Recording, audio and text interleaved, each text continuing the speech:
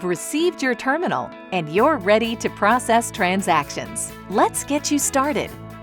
Carefully empty the contents of your box.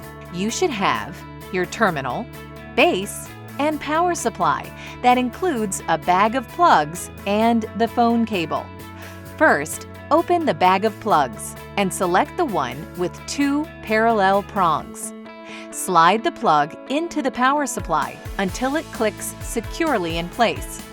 Next, take the slender barrel connector at the end of the wire coming out of the power supply and plug it into the rear of the base. Make sure you push it far enough so that it clicks securely in place. Plug one end of your Ethernet Cat5 cable into a free port on your router. Plug the other end into the rear of the base.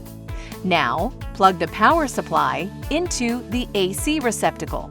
Remember that the power must be supplied to the base after the Ethernet Cat5 cable is plugged in the base and the router. Your rechargeable battery was shipped loose to protect its charge. You will need to remove the back panel from the bottom of the terminal. Using both of your thumbnails, engage each of the tabs at the top of the removable panel. And while you're pulling back on the tabs to unlock them, also pull up to pry open the top of the panel.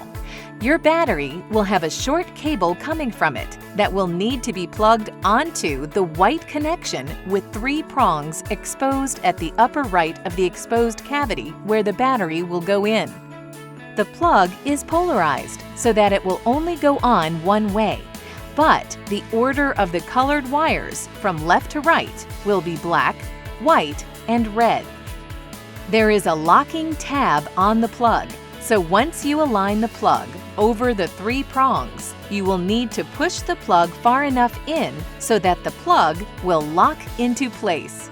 With the plug secured, place the battery into its cavity and rotate it so that the wires lie as flat against the battery as possible.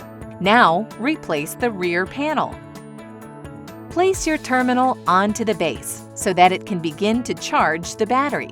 You are now ready to take payments.